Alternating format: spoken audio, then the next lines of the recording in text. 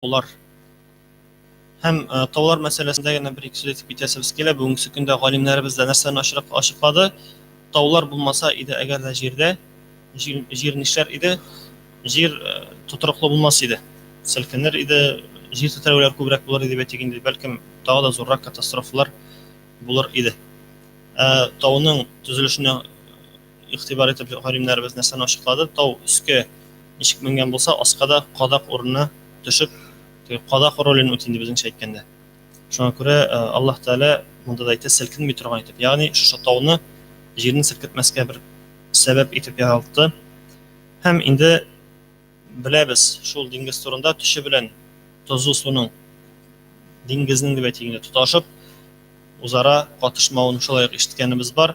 Монда да инде Аллаһ Тәгалә шушы хәлгә басым ясап әйтә, ике төрле су арасында пәрдә кылды ди Аллаһ Тәгалә. Һәм алар катышмыйлар. Әмма дә ләкин пәрдә кылды дигәч, безнеңчә инде пәрдә кылу ничек ул? Арасына бер пыяла китереп куясың да, бер каты или пленка куясың да, алар катышмыйлар. Әмма дә ләкин пыяла яки пленка куйсаң, аның арасыннан без үтә алабызмы? Без аның арасыннан үтә алмыйбыз. Я пленкасы җыртыла, я пыяла ватыла. Бу диңгез мисалында карасак, андан балыклар да yüзеп йөри, берсеннән-берсенә чыгарга мөмкиннәр. Анда кораблар да, көймәләр дә китергә мөмкин үтеп, әмма дә ләкин берсенең дә төбенә дә берәй дә тими. Шуңа да карамастан суда барыбер да катышмый. Менә бу инде Аллаһ Тәгаләнең муҗизасы.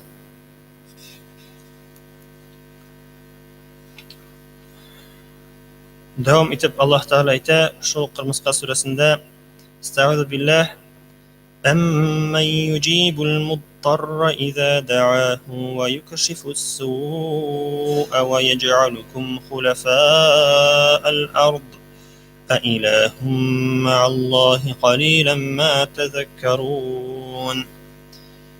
Кем җәберләнгән кешенең дуасын кабул итә, кешеләрдән зарарны җибәрә. Ул сезне җиргә хуҗа кылды, Аллаһтан башка тагын бер илаһ бармы? Бик аз вакытта вагазланасыз. Монда инде Аллаһ Тәгалә кабат бездән сорый. Кабат үзенең бердән бер зат, гыйбадәткә лаеклы зат икәнен безгә искә төшереп әйтә. Аллаһдан башка тагын бер илаһ бармы дип искә төшереп сорый. Безгә басым ясый. Шушы аятларда, булар бит инде бер атлы килгән аятлар, инде Аллаһ Тәгалә шушында безгә басым ясап әйтә. Бу инде Рахман сүрәсендә шулай беләбез бит. Анда кабат сорый инде шушы нигъмәтләр турында. Монда да инде Аллаһ Тәгалә кабат искә төшереп шулар турында сорый. Шуңа күрә инде без игътибарлы булырга тиешбез, игътибарыбызны җәлеп итәргә тиешбез. Һәм инде тагын бер кабатлап искә төшереп әйтәсе килә, үзебез генә түгел, инде үзебезнең якыннарыбызны да, туганнарыбызны хикмәт белән инде шушы юлга, иман юлына чакырырга тиешлебез, чөнки иманыбыз булмаса, әйткәнебезчә, Алла сакласын, җәннәткә керү юлы ябык, җәннәткә керү юлы бикле була. Шуңа күрә инде без үзебез турында гына кайгыртырга түгел, туганнарыбыз, якыннарыбызны кайгыртып, аларның да шушы җәннәткә ирешүенә сәбәпче булуларыбызга тырышырга тиешбез. Без сүздә юк, сәбәпче генә була алабыз аларның ислам диненә килүенә. Әмма дә ләкин төп аларның иманына, күңелләренә иман салучы ул Аллаһ Тәгалә. Шуңа күрә без инде минлексез генә дәгъватыбызны кылабыз һәм инде Аллаһ Тәгаләдән дәва кылып сорыйбыз: "Я Раббым, Аллаһ, инде шушы әйткән сүзләремне ишеттерсәң иде, колагына ишеттерсәң иде, пәрдәсен алсаң иде, инде иманга килүенә бер сәбәп булса иде" дип инде дуабызны кылсак, иншааллаһ шул чиракта Аллаһ Тәгалә ярдәм итми калмас.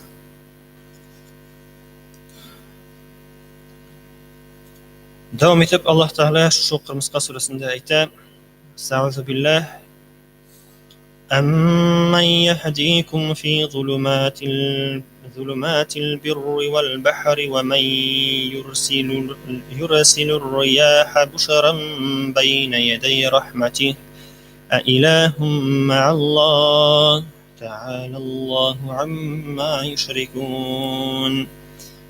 Кем сезне төн караңгылыгында, кырда һәм диңгездә йолдызлар белән адаштырмыйча йөртә? Сезгә яңгыр алдыннан рәхмәт җилен җибәрә. Аллаһдан башка тагын бер илаһ бармы? Аларның Аллаһка тиң кылган нәрсәләреннән Раббыгыз пак һәм бөек. Менә бу йолдызлар мәсьәләсендә дә беләбез. Бу йолдызлар безгә нәрсә булып тора? Төнгә караңгы төндә, әгәр дә компасларыбыз булмаса, әгәр дә бер адашсак, ошо йолдызлар буенча зрә гыйлемебез булса дип әйтгәндән урнашуында кайсы төньякны күрсәтә, кайсы көньякны күрсәтә икән гыйлемнәребез булса, ул инде безгә ориентир булып тора, юлны күрсәтүдә ярдәм булып торачак иншааллах. Инде шуңа күрә теге бу дөньяда кайсы бер вакытта карыйбыз, бу гыйлем миңа нигә инде дибез, тегесе миңа нигә кирәк инде дип уйлыйбыз кайбер вакытта, шундый сүзләр чыгып китә бит инде бит. Әмма дә ләкин белгәнебезчә һәрбер гыйлемнең файдасы бар, шуңа күрә бәлкем хәзерге вакытта кирәк тә булмаган гыйлем турында без уйларга мөмкинбез, кайчан кирәге чыгар әле аның дип. Әмма дә ләкин шуңа да карамастан, ул гыйлемне мөмкинлек булганда алып калырга кирәк. Шул ук йолдызлар гыйлеме турында әйтсәк инде, монда инде тирәнгә керү түгел, хәтта бит направлениеларны күрсәтүләрен өйрәнсәк, кем белгән, бәлкем Алла сакласын, кайчан да булса кирәге чыгар. Хәзер инде кемдер әйтергә мөмкин, телефоннар бар бит, компаслар бар бит, карталар бар бит дип.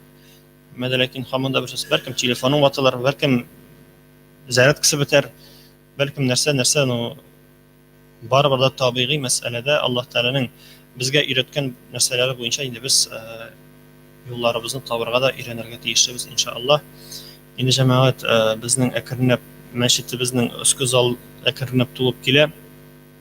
Шуңа күрә әйтәсе килә, әнә ишек төбендә утыручыларга дан просьба дип әйтик инде, аларга бер үтенеч килеп, әгәр дә намаз укырга басмакчы булсалар, аларны кисәтегез, анда намаз укымасыннар, яки ишкә кертеп җибәрегез, я инде аска төшереп җибәрегез.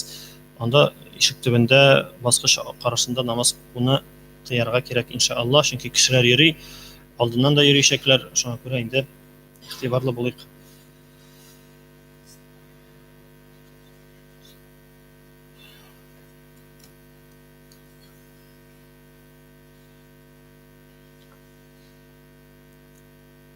Tağın 64-nче аятына тукталып китик Кырмыска сүрәсенең. Истагъизу билләh. أَمَنْ يَبْدَأُ الْخَلْقَ ثُمَّ يُعِيدُهُ وَمَنْ يَرْزُقُكُم مِّنَ السَّمَاءِ وَالْأَرْضِ أَإِلَٰهٌ مَّعَ اللَّهِ قُلْ هَاتُوا بُرْهَانَكُمْ إِن كُنتُمْ صَادِقِينَ. Садақаллаху азим. Башта юктан бар итеп, соңрак үлгәннән соң тергезүче Аллаһы Тәгалә хәерлерәкме, яки мөшрикләрнең сыннарымы? Сезне күктән һәм җирдән кем ризыкландыра? Раббыбыз кыла торган эшләрне Аллаһдан башка эшли ала торган илаһ бармы?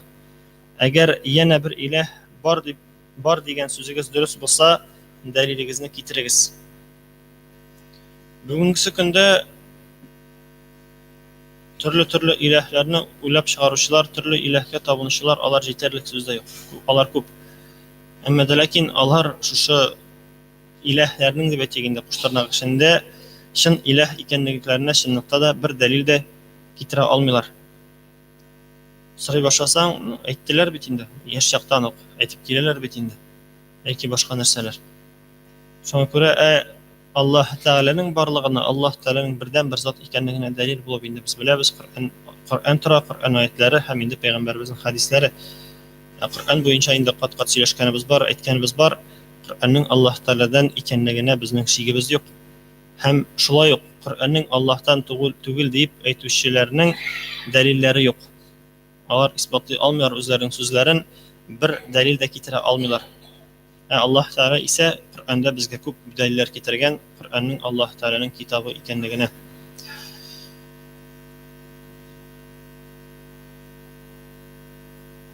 Җәмәгать, әгәр дә урын булмаса аска төшәбез. Монда барыбер да бер бөтенебез сыйып бетмәйбез.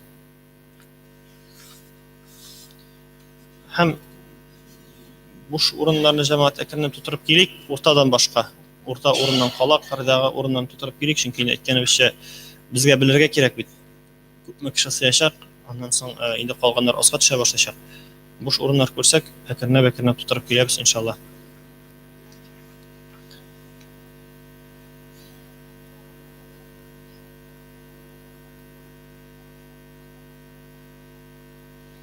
Бу үлгәннән соң кире тергезү буенча да без беләбез, җәмәгать, уртаны капламыйбыз дип әйттек. Уртаны капламыйбыз. Хәзрәткә чыгарга җай калдырабыз.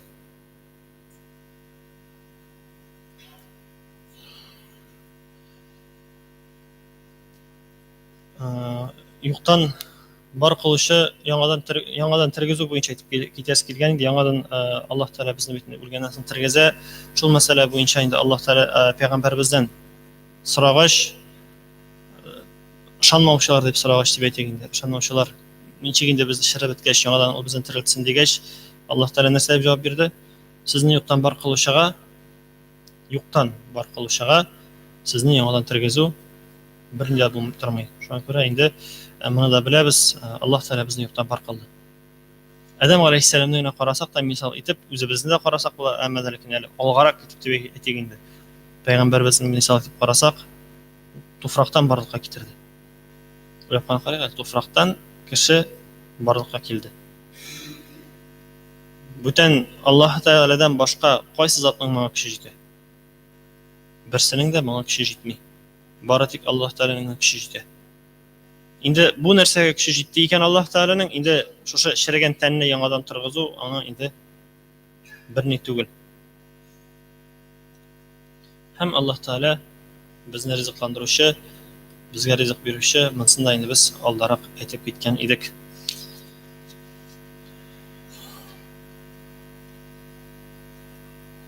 Инде мөхтәрәм җәмәгать, бу ширк китерү буенча дип әйтик инде.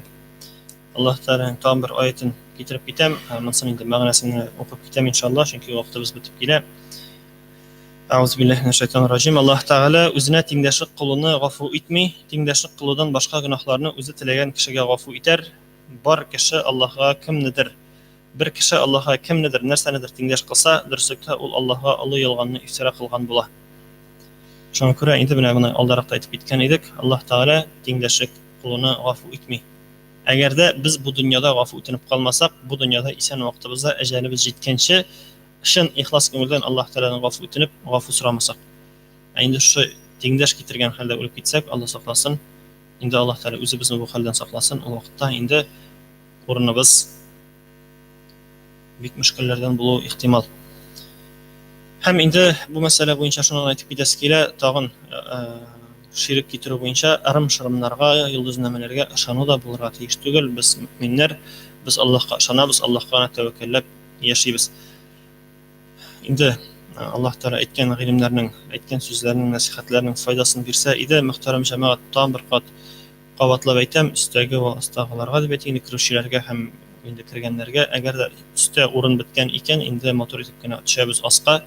Аста урын бетә икән, инде ул очракта басып торасы була, урамда тыңлап, мотор итеп кенә. Бүген Аллаһка шөкер инде көн шундый суык түгел. Түзәрлек дип әйтик инде, Аллаһка шөкер, әле әзрәк кояш калка башласа, тагы да җылыта башлар Аллаһ буйрса. Шуңа күрә инде шу матур бәйрәмебез белән сезне тагын бер кат тәбрик итәм. Мөбарәк булсын бәйрәмебез. Аллаһ Тәала гыйбадәтләребезне кабул итеп, шалаган шалачак корбаннарыбызны шулай кабуллардан кылсын. Инде Аллаһ Тәала безне үзенең ярдәменнән ташламасын. Ассаламу алейкум ва рахматуллахи ва баракатуһ.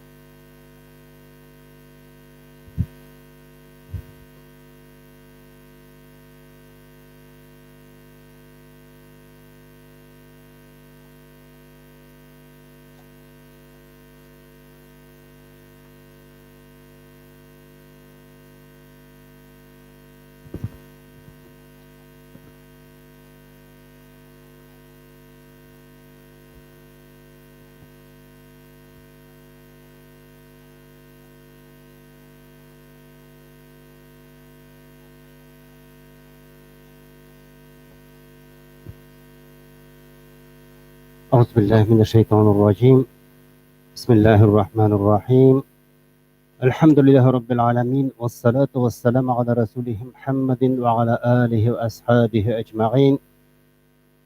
Alamların Rabbisi terbiyesi bolan Allah Subhanahu ve Hak Teala'ga etkin başa senelerimiz başa maqtovlar bulsaydı, haqiqatda Allah Subhanahu ve Hak Teala bizlerini jirden yarattı, hem jirge qaytaracak. Ona gına ibadat qılabız, ona gına ulug'laybiz, ondan gına barcha hajatlarimizni, barcha keraklarimizni so'raymiz. Haqiqatda Allah Subhanahu ve Hak Teala agarda o'zining bir bandasini shu haq yo'lga, islom dinine ko'ndirsa, ketirsa, ondan hech kim chiqara olmayacak. Hem şulay Allah Subhanahu Teala agarda o'zining bir bandasini shu haq yo'lidan, islom yo'lidan toypildırsa, ona hech yordamchi bo'lmayacak. Hem endi shahodat keltirib aytabizki, Eşhedü en la ilahe illallah, Allah'tan başka ilah yok. Allah'tan başka ilah yok. Hakikatte Allah Subhanahu ve Hak Teala bizlerini özlerinin Kur'an'ı bilen müşerref kılmışı. Hem de özünün Peygamberi Muhammed Mustafa sallallahu aleyhi ve sellem aşağı İslam'a getirişi, yakşılıkka öndevşi, yamanlıktan tüyüşü bir hemmengelik değiliz. Ve eşhedü enne Muhammeden abduhu ve resuluh. Muhammed aleyhisselam Allah'ın kulu. Bendelerinin en kurkemi, en uluğu. Hem de özüne topşırılgan işine jirine jetkirmişi, dünya yüzünden gitmevşi. Hem de Allah Subhanahu ve Hak Teala'nın sözü bilgan Kur'an-ı Kerim'ni hem de özünün sünnetin bizlerge miras hem emanet etip kaldırışı Peygamberimiz Muhammed Mustafa sallallahu aleyhi ve sellem'e de bizlerin yüreklerimiz türümüzden çıkan salavat şerifeleri bulsaydı. Hem de şunun sonunda bu tağının ertesinden durup, gösüllenip, paklanıp, sistematur kiyimlerimizni giyilip, hem de üylerimizden çıkıp, yolda gelgende takbirler aytıp, ben de Allah'ın bir bendesi, şuşunda imanlı kişiler bilen bir safta bulayım. Allah bilen şatlığım ortaklaşayım. Allah kuşkan amelini başkarayım deyip, şuşu Allah'ın yurtuna, meşidine gelgen kayıs kardeşlerim, sizlerini İslam'ın en kurkem selam bilen selamlar. Selamun aleyküm ve rahmetullahi ve berekatuhu deyim. Allah'ın büyük selamı, rahmeti ve bereketi barşalarımızga bulsaydı. Barşa aile ahillerimizge, yakınlarımızga, tuğanlarımızga, hemşe İslam ahline de Allah Subhanahu ve Hak Teala isenlik ve imedikler nasip edip, vefatlerden ve böyleden imikli ve kalgan ömürlerimizde de şu hak yolunda bulup, İslam dininde bulup, Rabbimizin kuşkan üretip, Peygamberden pelip eşörüne barşalarımızga nasiplarda eyleseydi. Muhterem gayiz kardeşlerim, şu zor münasebette, şu uluk günümüz, bayram günümüz, Kurban gayeti bilen, inşallah muhtasibeti isiminden, şu Nur İhlas Mahallesi isiminden, şahsen öz isiminden, sizlerini şu bayram bilen, ihlas kolundan tebrik etem.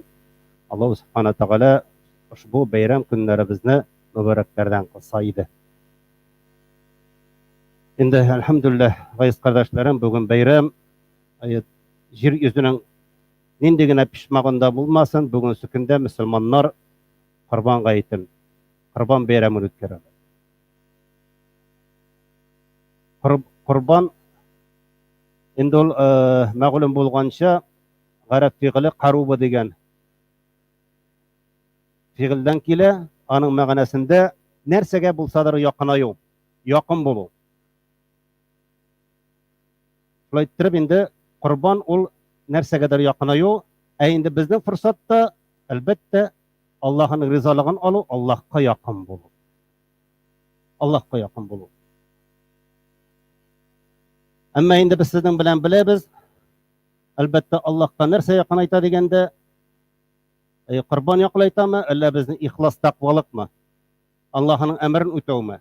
Elbette gayiz kardeşlerim, Allah'a karata bulgan takvalık, ihlaslık hem Allah'ın emrin ötev, bizlerini elbette Allah'a yakın kılar. Allah'a yakın ayta turgundur.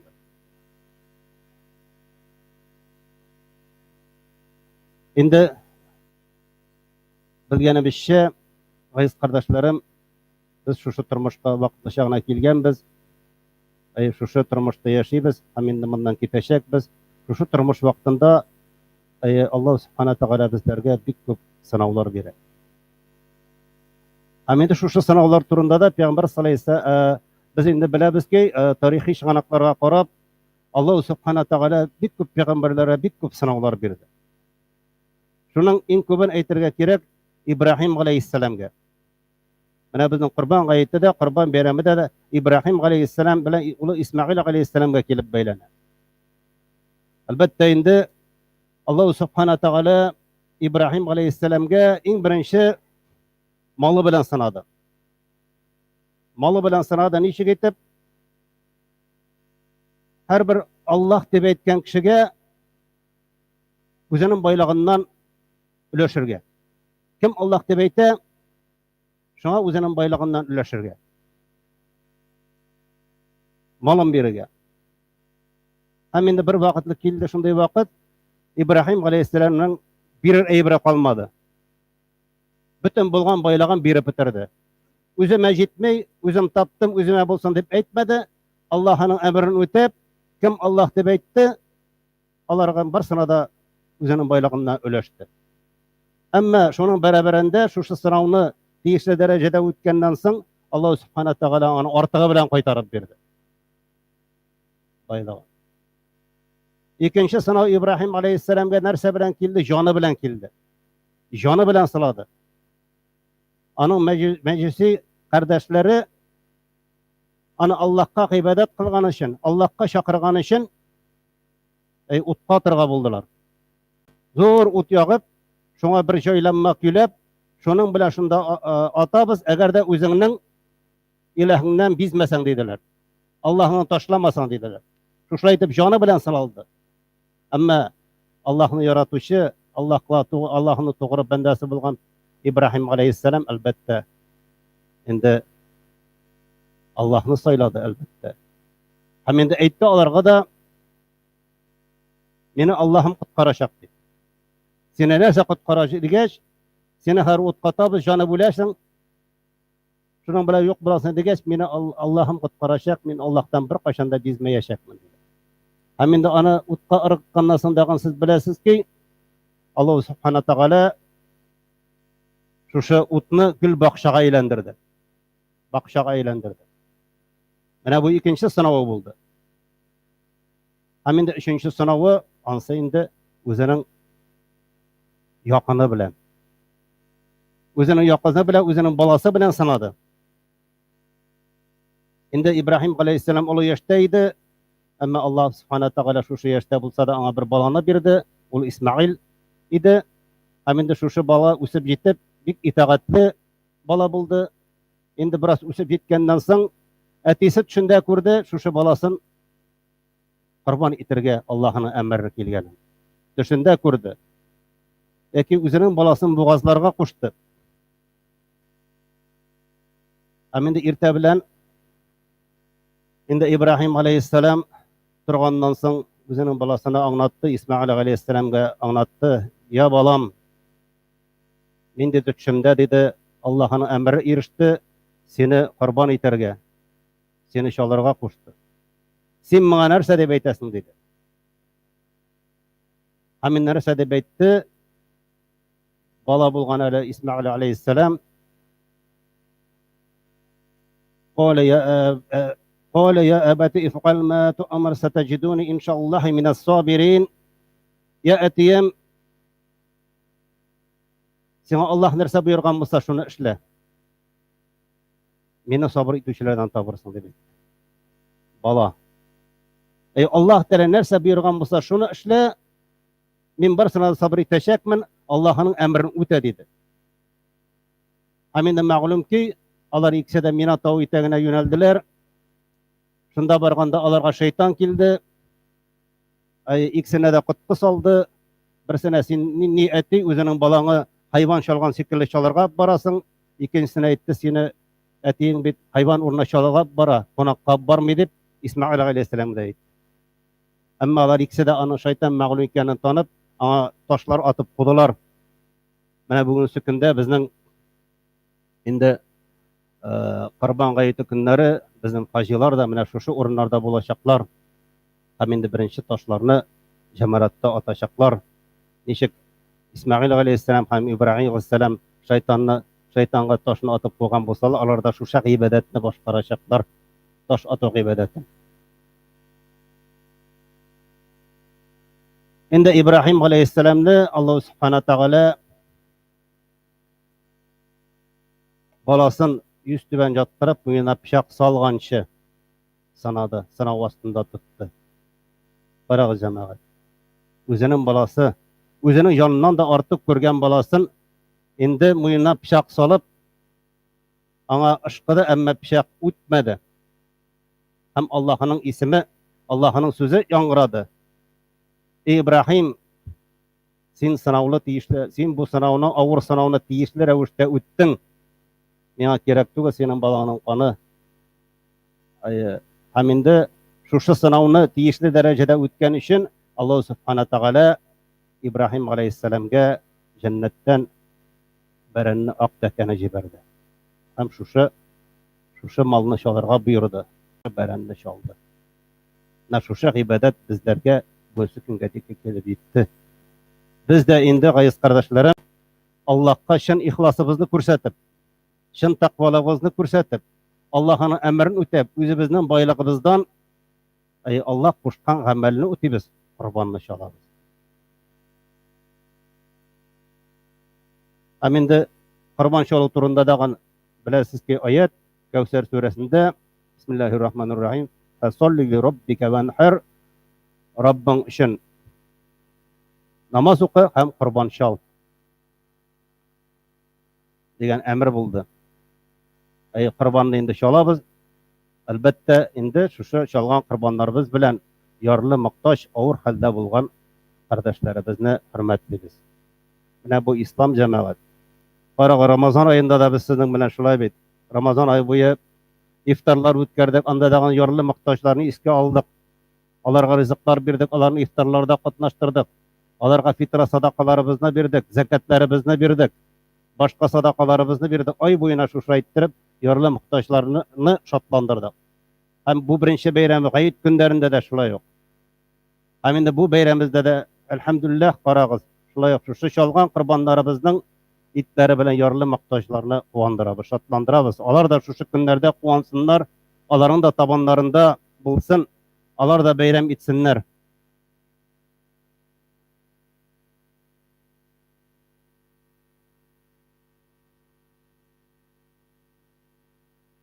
Инде курбан чалуның асыл мәгънәсе дә курбанга китерелгән хайванда аның канын агызуда түгел җәмәгать.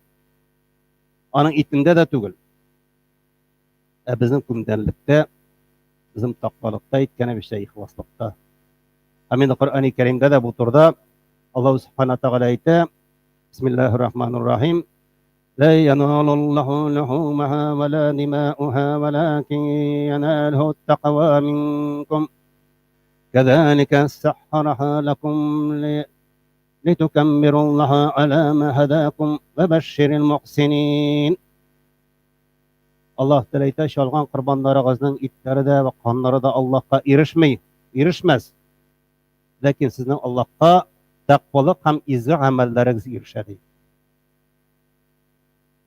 Şuşa aytib Allah Subhanahu Teala bizlerge erişe Allah'a gerek түгел. Bizning çalgan kurbanların itleri de kanları da gerek түгел. Nerse gerek eken ayttık, ihlaslık, takvalık, Allah'ın emrini ötev. Fesalli li rabbike venher. Rabbin için kurban çal, namaz oku. Etkene bir şey şuşu çalgan kurbanlarımızın itlerini de özümüz aşıyız, hem başkalarını da hürmetliybiz. Meclislerde ciyabız. Ama Allah'ın emrini ötep, Allah'a ihlaslık görsetip şuşu kurbanlarımızı çalabız.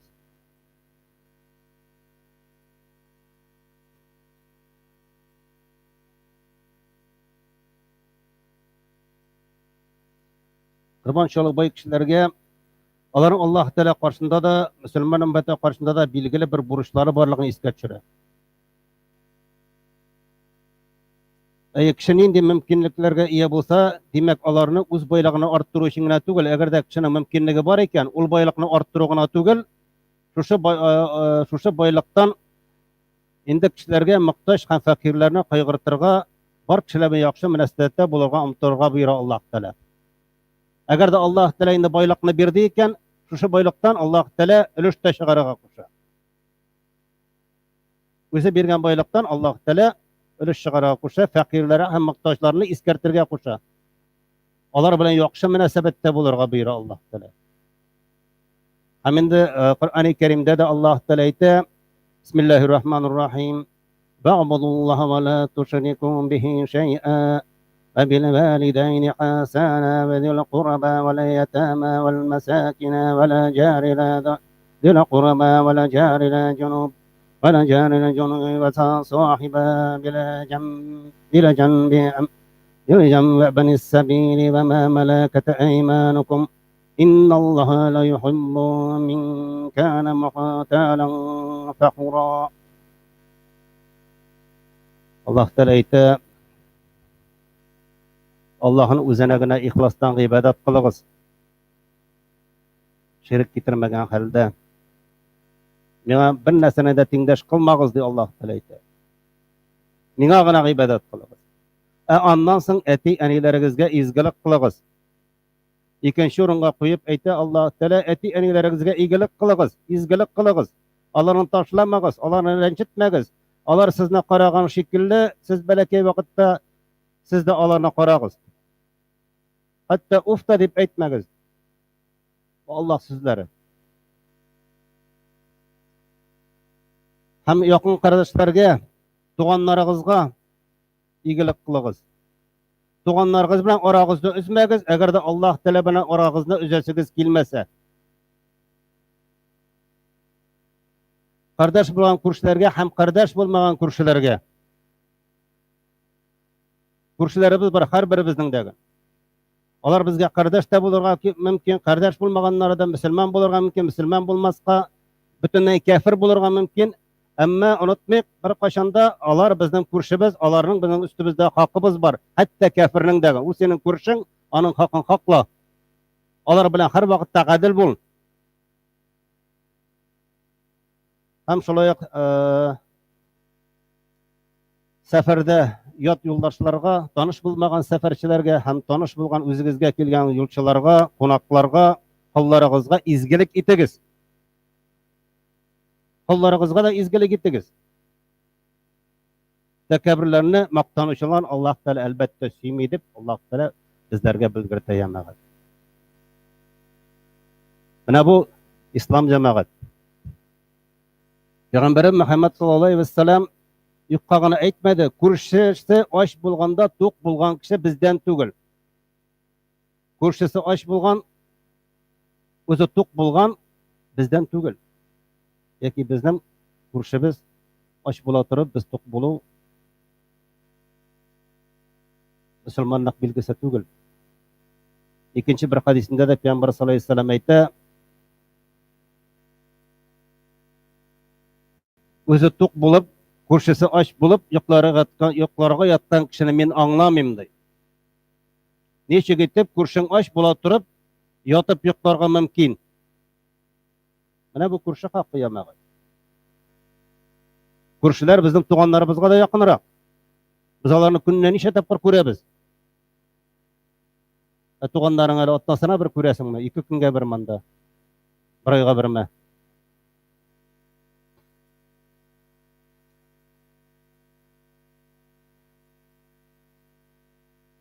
Qurban çalıkçılar arasında ayrımbalıklarını bitirge bir sebep de bulup duracağım. Hem de şulay birleştire, kardeşlik, dostlarına kutuğa getire. Çünkü bayram günlerinde Müslümanlar yakınlarına gına tugul, bar kişiye de yakışı işler ve izgi ameller bir yerden bitirge umutula. Qurban itlerini taratalar. Bu gün her Müslüman iyinde konakçılık, şatlık, yumartlık hüküm süre. Tabii ki Müslüman kişisi Ramazan ayında da hem Kurban Bayramı günlerinde gene tugul her vakitte da konakçıl buluğa tiyir. Hem yumart bulurga tiyir. Bunun delili bulup yumart kişi Allah'a hem cennetke hem edem balalarına yakın hem cehennem utundan yırak degen hadisi tura. Yumart kişi Allah'a da yakın, cennetke de yakın, hem kişilerge de yakın. Çünkü kişilerge buluşkaç, olanlara yakın köre, buluşkan kişiler de onu yakın körecek. Onu yaratacaklar. Ama de cehennem utundan yarak dedi. Mene yumart kişi turundağı hadis cemaat. Allah'a da yakın, cennetke de yakın, kişiye de yakın, ama cehennemden yiraktır dedi. Şulay unutmayıp cemaat, bizim bayramlarımız bik köp, ama yine biz şu gayet şatlıklı günlerinde özümüzün balgalarımızı köbürek alarga ihtiramını ko'rsatsak, alarga köbürek bölekler alsak, alarni köbürek sıylasak, alarga da gayet şatlığın ko'rsatsak, alarga da endi gayetning nindi zor bayram ekanini bildirib o'stirsak, inşallah bu hayırlı olur. Eller indi bayramlarda eller indi bölekler yasaymiz. Amina biz ya Allah Teala bergen iki bayramımız var, iki gayetimiz var. Şu gayet günlerinde elbette köbürek yakınlarımızı, kardeşlerimizni, balalarımızı hürmetlev kerektir, alarını böleklev kerektir.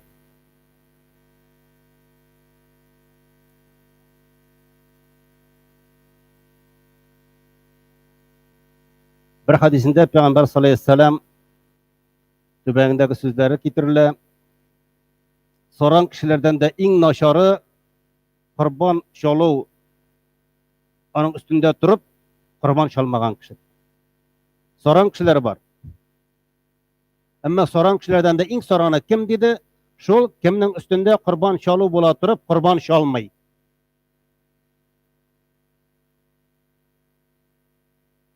Bugün bir küp kişiler var. Kurban şalov üstlerinde tura. Onlar bir gine tugul, iki gine tugul, hatta 100 sarık çalırga mümkünlikleri var. Ama özlerinin ömürlerinde bir sarık da çalmayan kişiler de var.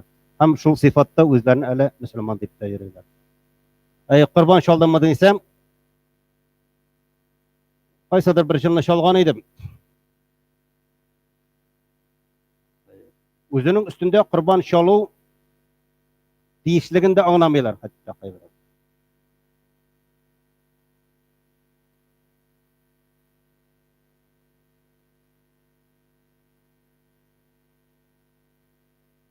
Allah subhanahu taala Kur'an-ı Kerim'de ayette, biz onu İsmail'ne de büyük kurban bilen tülep aldık. Büyük kurban dedi. Allah Teala bu kurbanını büyük kurban dedi batadı ama birinci sebep var. Birinciden büyük peygamberinin büyük ulanın yolumu idi. Yolup aldı. İkinciden kurban çalı bu bizden buğunun büyük yollarının birisi bulup birisine eğlendi. Üçüncüden bu yola saklanıp kaldı hem kıyametkeşe devam edecek.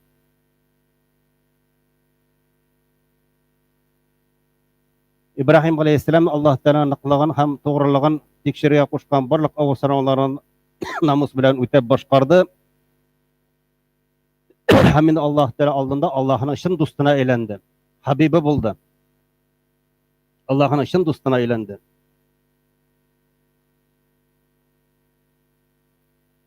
Elbette indi İbrahim Aleyhisselam'ın tarihi bizlerge Allah Teala'nın yolunda özümüzün milkimizni, vatanımızını, kişimizni kurban itirge, vakitimizni, kişimizni kurban itirge öğretti. Haminde dinde nıklap duruşu kişiye zor bir örnektir de bu yemeğe. Endi men aytar edim, şulay her bir bizge de hesap yasarga, her bir günde de yukarıga yatqanda özümüzge bir so'rab berige, ul da bolsa men bugun Allah rizolig'i uchun narsa ishladim. Endi ishlar boshqadim. Narsa ishladim, narsa ishlamadim.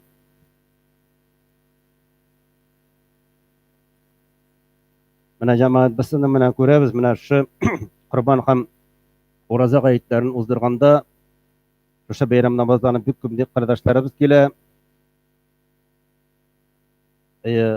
bo'lsa bek ko'ngilli, bek quvonch. Ammo endi shu siz bilasiz, g'ayit namozining hukmi vojib, bizning kundalik namozlarimiz farz. Vacip bo'lgan amal bugun vacibni boshqarga keldik, teyish bo'lgan amalni.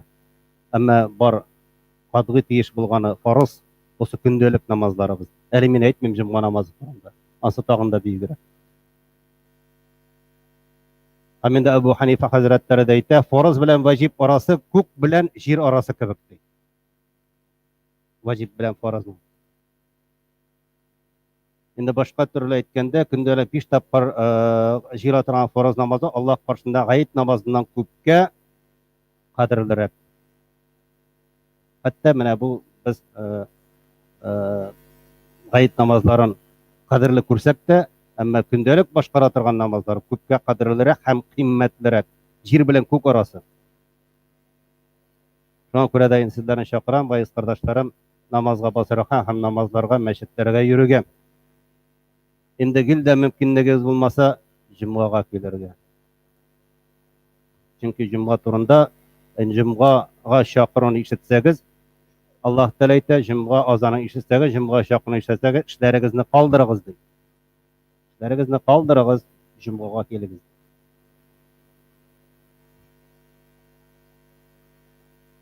Тормышыбыз әлбәттә кайнап тора, бик күп вакыйгаларның шаһиты булабыз, каядыр ашыгабыз, кабаланабыз. Инде шушы кыска гына тормыш эчендә бик мөһим булган гыйбадәтебезне онытабыз, онытмыйк шуны җәмәгать. Кыямәт көндә беренче соралачак әйбер ул да булса намаз. Намаз турында сораячаклар, намаз укымадың дип сораячаклар. 5 вакыт намаз соралачак. Әгәр дә шушы 5 вакыт намазың тәртиптә булса, башка гамәлләрең дә тәртиптә булачак. Бүтән нәрсә намазга бәйле. Инде Корбан бәйрәменә килеп кайтканда, инде без әдрәк аңлашып алыйк, бу көнгә кемгә корбан чалу ваҗиб? Менә бу мәсьәләдә баяда әйтеп алдык шулай бит. Күп кешеләр аңлап бетермиләр, кемгә ваҗиб, кемгә тиеш? Һәм күпме тиеш?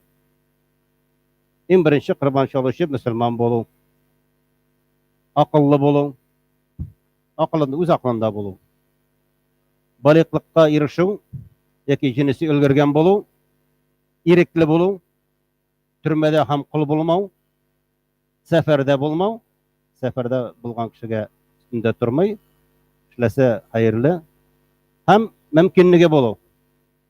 Мөмкинлеге булу нисап кадәр әйтелә инде хәзерге вакыттан санап чыгаралар.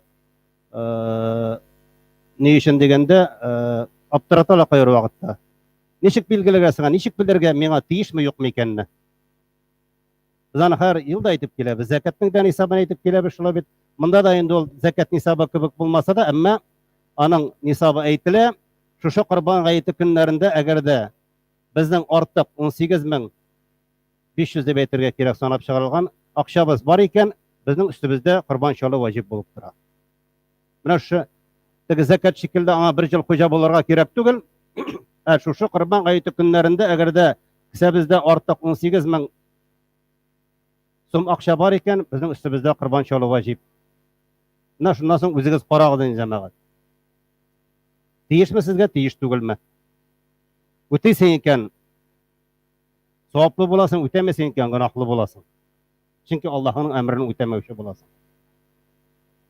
Һәм инде күп кенә вакытта сорыйлар, Корбанны бер тапкыр чалыргамы, елда чалыргамы? Әйттем бит баягына. Менә 1 елны чалган идем.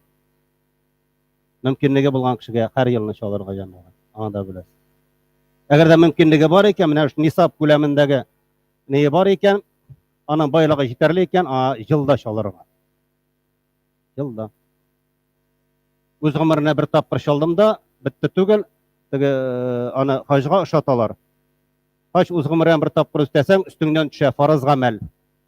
Корбанны әгәр дә мөмкинлеге бар икән, син аны елда чалырга тиеш. Әле байлыгың җитәрле икән, берне генә түгел, күбрәк салсаң, үзеңә әҗре дә күбрәк. Әлбәттә инде Корбан бәйрәме 3 көн дәвам итә. Беренче көнне салу инде хәерлерәк санала, әмма 3 көндә дә без инде Корбан чала алабыз. Һәм инде 3нче көнне акшам намазы кергәнче, яки кояш батканчы чалу дәвам итә.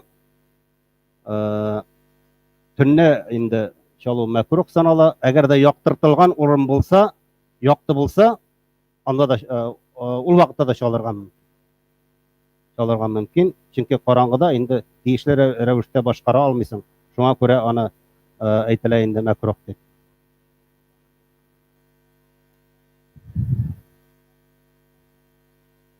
Бездә инде Корбан чалына кайчан гаит намазы укыганнан соң, менә гаит намазы укыга торган җирләрдә гайет намазы укылганнан соң гына корбан чалырга тиеш.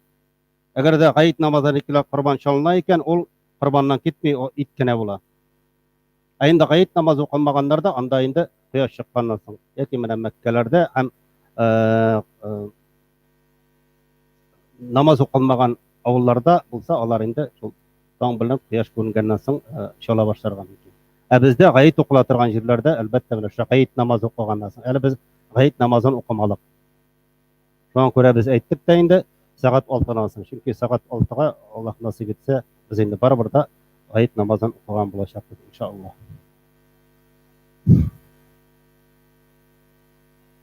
Әлбәттә инде чалганда инде шушындай яклары бар тагын, корбанны газапламыйча инде суя торган урын алып килергә, сул ягына яттырырга һәм башын кыйблага борып куярга, үткен пычак белән кулланырга тиешлебез. Чаласы кеше инде әлбәттә инде бисмиллаһи Аллаһу акбар дип чалып дугасын кылып, бисмиллаһ кына түгел, бисмиллаһи Аллаһу акбар дип әйтергә тиеш. Әгәр дә бу сүз әйтелмәй икән, синең корбаныңдан хәрәмнән китәчәк.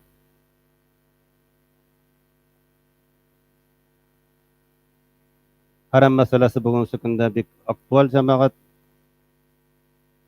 Без инде беләбез сезнең белән, без мөселман буларак бары тик хәләл ризыкларны, хәләл ичемлекләрне генә эчәргә тиешбездер.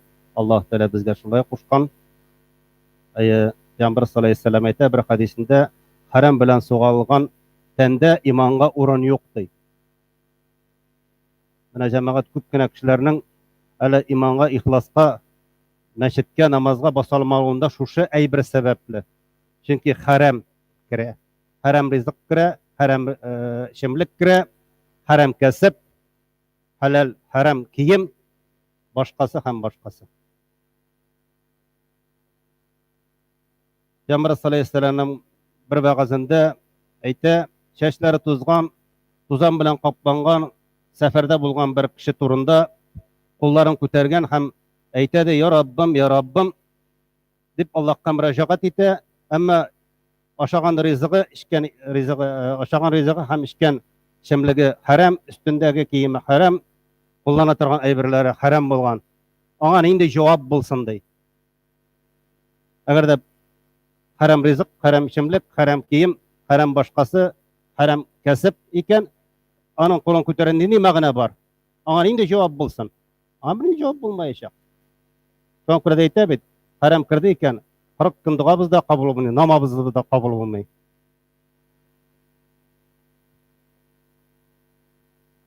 Әлхәмдүлилләһ, бүген инде айыз кардәшләрем күрәбез. Бүген инде республикабызда да бу хәрәм, хәләл ризыкка, хәләл кәсепкә, хәләл юнәлешкә бик зур игътибар бирелә. Президент тарафыннан да әле менә күптән түгел генә форум үтте, Рәсәй дин әһелләренең форумы. Анда да президентыбыз чыгыш ясады һәм әйтте, хәләл кәсеп, хәләл ризык, хәләл уку һәм башка бөтен сферада да хәләллегә без омтылырга тиешбез.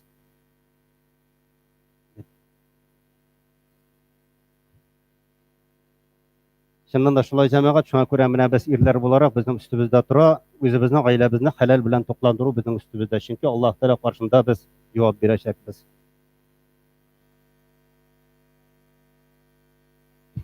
Менә без күрәбез инде кырыйбызда җәмәгать төрле кешеләр бар, төрле җирләрдән килгән, төрле шәһәрләрдән килгән, төрле илләрдән килгән, төрле төстә, төрле телдә булсак та, әмма безне бер нәрсә берләштерә, ла илаһа иллаллаһ, Аллаһка булган мөнәсәбәт, Аллаһка карата булган гыйбадәт, Аллаһның әмерен үтәү безләрне барыбызны берләштерә, йөрәкләребезне берләштерә, бер-беребезне аңламасак та.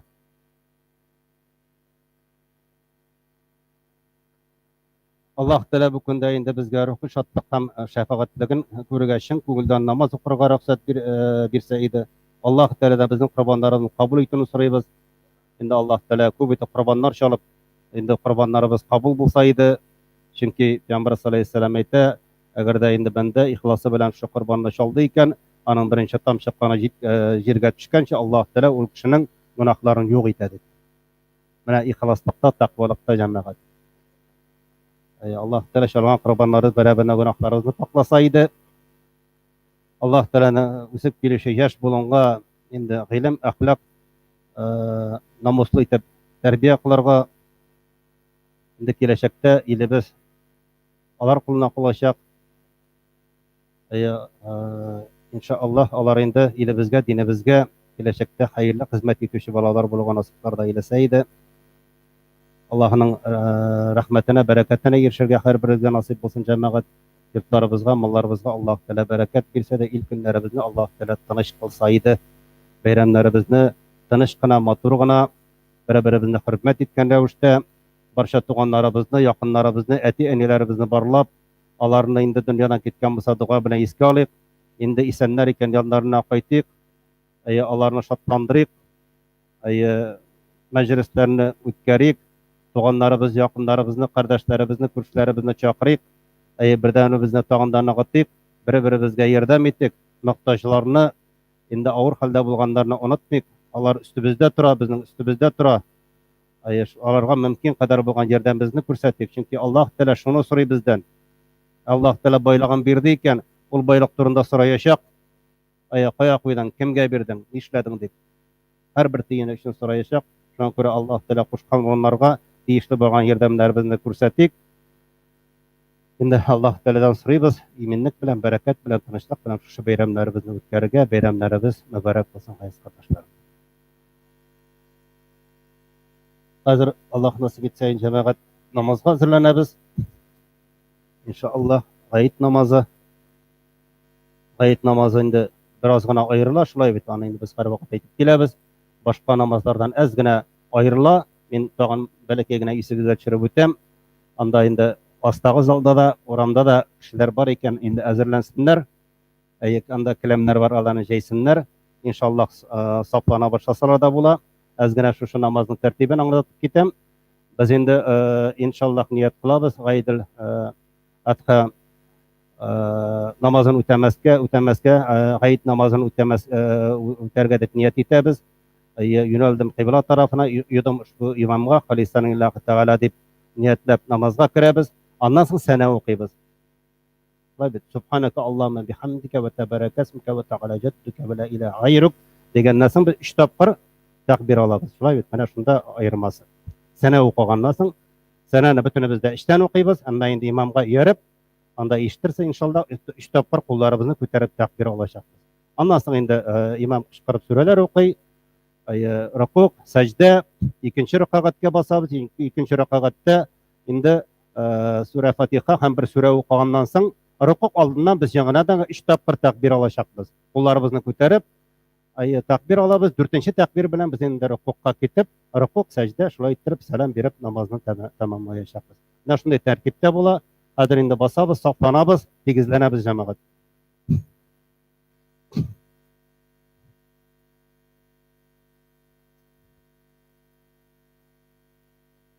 Saflarını tигезлейбез, тыгызлыйбыз җәмәгать. Бармак башларын тигезлейбез. Тыгызланып басабыз, алдагы сафларын тутырабыз. Астагы залда да, урамда булучыларга да, анда бар да, бүтән җирдә дә безнең намаз күрсәтүчеләр бар, имамнар бар. Астагы залда да, тышта да. Инде җәмәгать тышта булучылар әгәр дә бар икән, анда инде без гыйбадат кылырга килдек, намаз укырга дип килдек. Шуңа күрә басып вагыз гына тыңларга түгел, намазда катнашырга. Әгәр дә беренче тапкыр намазга килдегез икән, иншаллах, әле бер нәрсә дә белмәсәгез дә барыбер намазга басыгыз. Иншаллах, Аллаһ Тәгалә сезнең чын ниятегезгә күрә шушы намазыгызны да кабул итер. Шуңа күрә һәрберебез дә намазга басабыз һәм ниятлибез җәмәгать.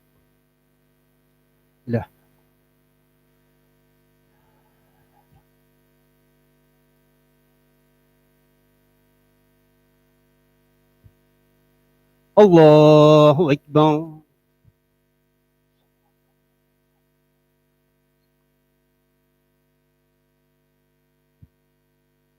Allahu Ekber.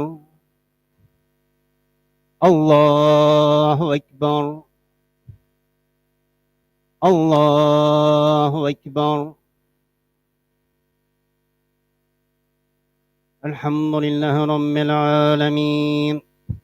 الرحمن الرحيم مالك يوم الدين إياك نعبد وإياك نستعين اهدنا الصراط المستقيم صراط الذين أنعمت عليهم غير المغضوب عليهم ولا الضالين ألم نشرح لك صدرك ووضعنا عنك وزرك الذي أنقض ظهرك ورفعنا لك ذكرك فإن مع العسر يسرا إن مع العسر يسرا فإذا فرغت فانصب فإلى ربك فارغب الله أكبر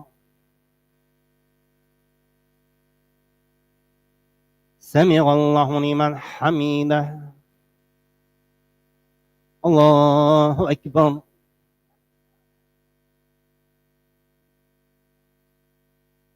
الله أكبر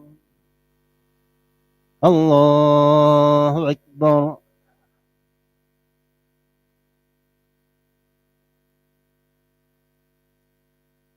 الله أكبر الحمد لله رب العالمين الرحمن الرحيم مالك يوم الدين إياك نعبد وإياك نستعين اهدنا الصراط المستقيم صراط الذين أنعمت عليهم غير المغضوب عليهم ولا الضالين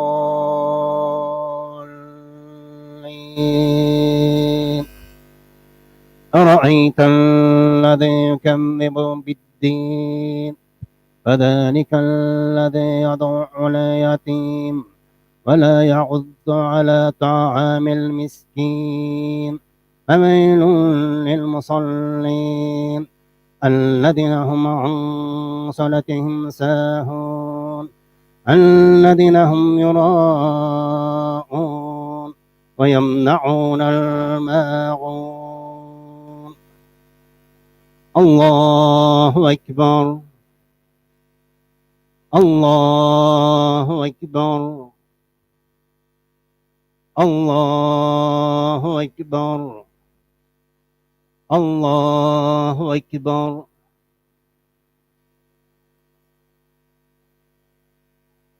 سمع الله لمن حمده الله أكبر الله أكبر الله أكبر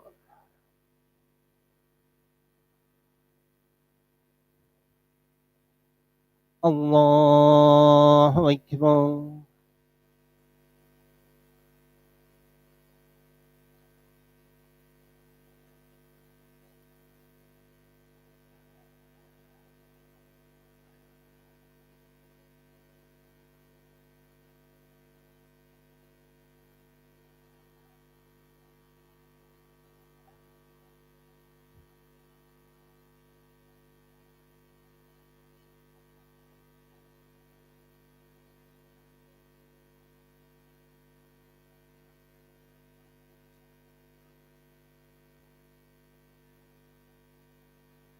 السلام عليكم ورحمة الله السلام عليكم ورحمة الله أستغفر الله أستغفر الله أستغفر الله اللهم أنت السلام ومنك السلام تباركت يا ذا الجلال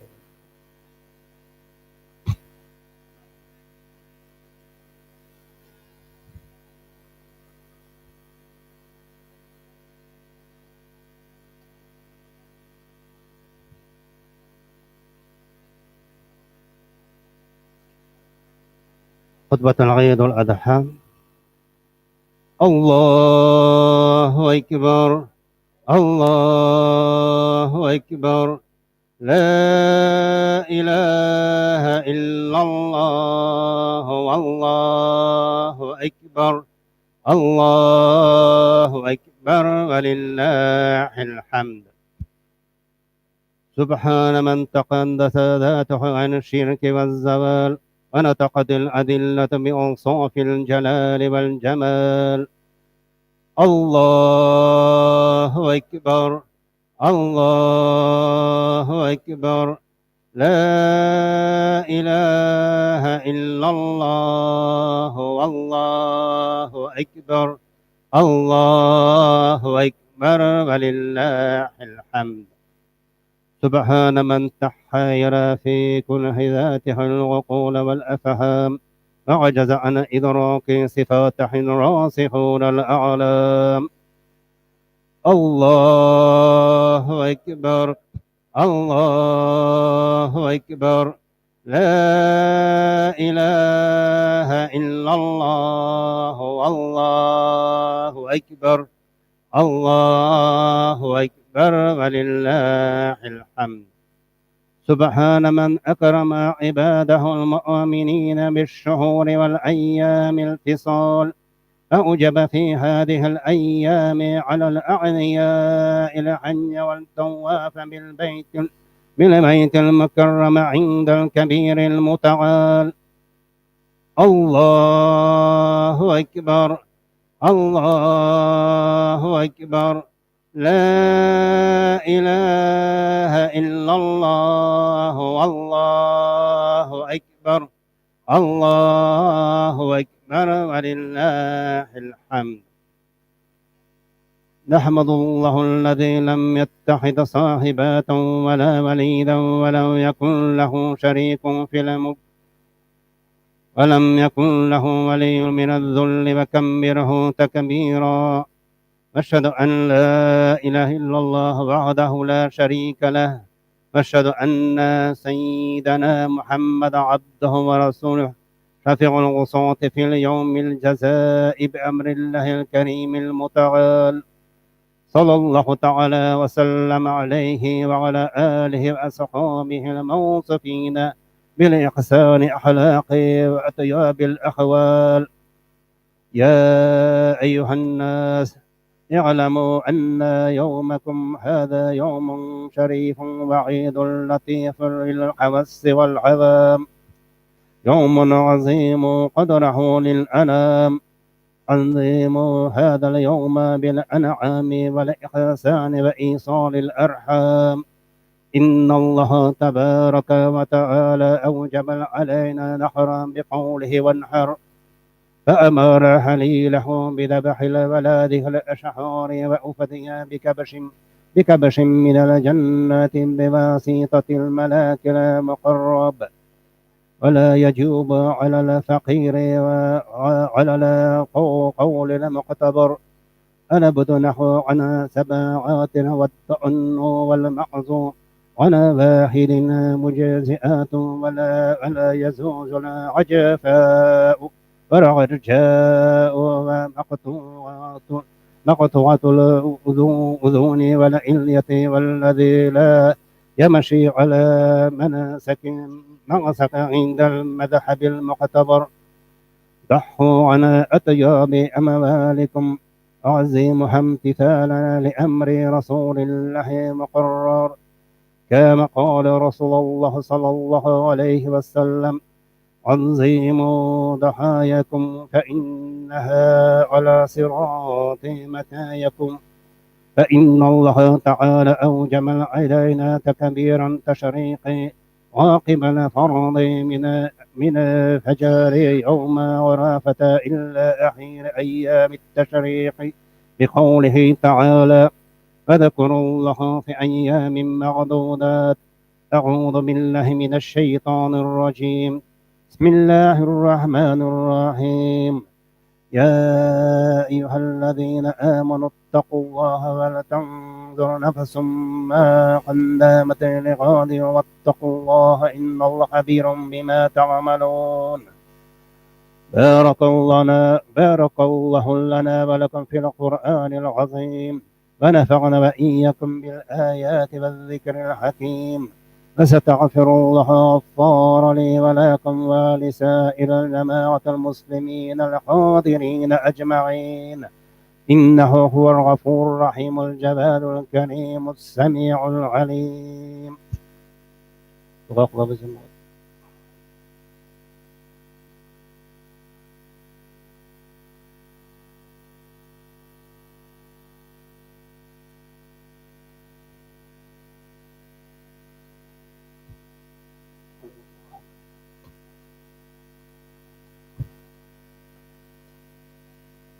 الحمد لله نحمده ونستعينه ونستغفره ونؤمن به ونتوكل عليه ونعوذ بالله من شرور أنفسنا ومن سيئات أعمالنا. من يهده الله فلا مضل له ومن يضلله فلا هادي له. أشهد أن لا إله إلا الله وحده لا شريك له وأشهد أن محمدا عبده ورسوله. إن الله وملائكته يصلون على النبي يا أيها الذين آمنوا صلوا عليه وسلموا تسليما. اللهم صل على محمد وعلى آل محمد بعدد من صلى وصام. اللهم صل على محمد وعلى آل محمد بعدد من قعد وقام. صل وسلم عليه وعلى جميع الأنبياء والمرسلين وعلى ملائكتك المقربين وعلى أهل طاعاتك أجمعين من أهل السماوات والأرضين، وارحمنا وعشرنا معهم برحمتك يا أرحم الراحمين. اللهم اغفر للمؤمنين والمؤمنات والمسلمين والمسلمات الأحياء منهم والأموات، إنك أنت مجيب الدعوات منزل البركات ورافع الدرجات وقاضي الحاجات برحمتك يا أرحم الراحمين. اللهم ارحم الخلفاء الراشدين الأمراء المضين الذين قضوا بالحق وكانوا يعدلون. اللهم انصر من نصر الدين واهد من خذال الدين. عباد الله، إن الله يأمر بالعدل والإحسان وإيتاء ذي القربى وينهى عن الفحشاء والمنكر والبغي يعظكم لعلكم تذكرون. اذكروا الله العلي العظيم الحي القيوم يذكركم واشكروه يزدكم فستغفروه يغفر لكم، ولذكر الله تبارك وتعالى أعلى وأولى وأعز وأجل وأعظم وأتم وأكبر.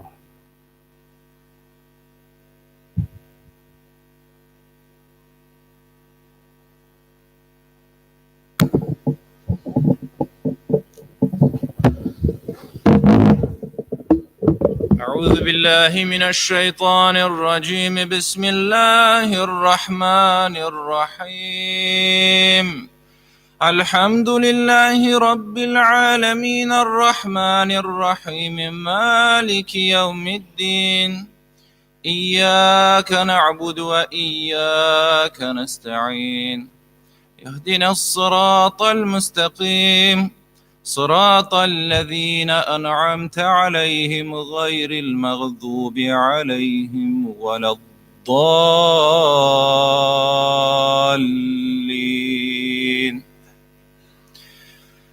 بسم الله الرحمن الرحيم. الذين آمنوا وتطمئن قلوبهم بذكر الله، ألا بذكر الله تطمئن القلوب. الذين آمنوا وعملوا الصالحات طوبى لهم وحسن مآب. صدق الله العظيم. سبحان ربك رب العزة عما يصفون وسلام على المرسلين والحمد لله رب العالمين. إلهي آمين. الحمد لله رب العالمين، والصلاة والسلام على رسوله محمد وعلى آله وأصحابه أجمعين. اللهم اجعل القرآن لنا في الدنيا قرينا، في القبر منيسا، في القيامة شافعا إلى الجنة، رفيقا إلى الخيرة كل هدى لله وإماما يا رب العالمين. Shu o'qilmas g'ayet namozlarimizni, Şu kılmış ayeti kerimelerini, ayetimiz zikir tesbihlerimizni, tutkan urazalarımızı, birgen sadakalarımızı, şanlaşık kurbanlarımızı Rabbim öz rahmetlerin bilen kabullıklarga eriştirsen idi. Rabbim Allah indi şu meştere kullarımızı köterin dua kılıp oturuşa kardeşlerimizden de nimleri ufradan bitse, eti eni bulsa, eti enilerimizin, ebi baba irham kıstuğanlarımızdan, ondan bizlerden nimleri bakradıkan bitikten bu şuların başarılarını, ruhlarını, şubuklarını şuat kılsan idi Rabbim Allah. Ya Rabbim Allah indi isen bulganlar hem birip de şu meşterge jivan barşa kardeşlerimizge, Allah'ın yakınlarına, tuğanlarına, balalarına, helal fitlerine, Rabbim hamd özüne iman getirmeye secde kıluşu ittihacı barşa İslam ehline isenlik ve iminlikler nasip ile vefetlerden ve böyleden imikle ve kalgan ömürlerimizde de şubudun hak yolunda bulup, İslam dininde bulup, Rabbim uzun kuşkan nuru tep, diğanlarlarını teyip yaşarı her birimizge nasiplarda eylesin idi. Ya Rabbim Allah indi şu beyine günlerimizin mübareklerden kılsan idi. Ya Rabbim indi köp etip kurbanlar çalıp, özünün rizalığına erişirge, kabul kurbanlardan bulsaydı, indi şu kurbanlarımızı çalıp, özünün rahmetine erişen, özünün rizalığına erişen günahlarımızdan paklana her birimizden nasiplarda eylesin idi. İllerimizge, günlerimizge, yurtlarımızga bereket versen idi. Balalarımızga, balaların balon tevfik, hidayet, iman, istikametler versen idi Rabbim Allah. Indi illerimizne imin kılsan idi. Tanış kılsan idi Rabbim Allah. Rabbim şehirlerimizge de şer iminlik versen idi. Indi ımında yaşayışı barça Müslümanlarga, barça kişilerge de hayırlı isenlikler, hayırlı iminlikler, tevfik, hidayet, iman, istikametler versen idi. Bu müsükündeli adaşıp, şu hak yolunu taba almış yürüyüşlerge, Rabbim Allah indi gafillikten uyanırga, haminde namazlarga kilirge, amel ibadetler kılarga, kuvveti kurbanlar çalarga, haclar kılarga, zekatlar berige Rabbim Allah. Nasiplarda ileseyin her birimizge de ülkünlerimizde imin kıl, tanış kılıp bereketli kıl ya Rabbim Allah. Indi şu gayet günlerinde birbirimizni hürmet etirge, indi şu kurban itleri birbirimizni hürmetlerge ya Rabbim Allah meclisler ötkerge. Indi şu meclislerde indi Rabbim özüne dua kılarga, indi vaazlar söylerge. Indi halkımızda ya Rabbim Allah şu İslam dinine çakırga, alarında ya Rabbim Allah indi şu meşetlerge girip, namazlarga basıp, alar hak dinine gelip, hak yolunda bulurga her birimizden nasiplarda eylesen ya Rabbim Allah. ربنا اتمم لنا نورا واغفر لنا انك على كل شيء قدير ربنا اننا امنا واغفر لنا ذنوبنا وقنا عذاب النار ربنا اتنا في الدنيا حسنه وفي الاخره حسنه وقنا عذاب النار برحمة الله. Allah Teala kabul etsin cemaat. Bizning saat 10da endi balalar için bayram bo'lajak, Qurban bayrami. Şuna göre balalarımızı, onaklarımızı alıp geliriz inşallah. Dik matur bayram bulur. Alarda qovansınlar, alarda şatlansınlar, bayramning tüsün kursunlar. İnşallah gelecek şu balalarımız kolunda Allah nasip etse.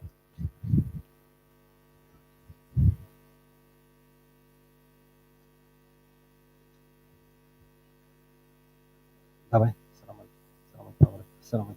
Allah bereket versin. Mübarek olsun kayıtlar. Selamat. Mübarek olsun kayıtlar, mübarek olsun. Selamat. Bereket. Selamat. Mübarek olsun. Selamat. Bereket. Selamat. Bereket. Selamat. Bereket. Selamat. Mübarek olsun kayıtlar. Sen gitmeli ya mı? Selamat. Bereket. Selamat. Bereket. Kayıtlar mübarek olsun. Selamat. Kayıtlar mübarek. Selamat. Amin. İnşallah olsun. Mübarek olsun. Selamat. Bereket. Selamat. Bereket.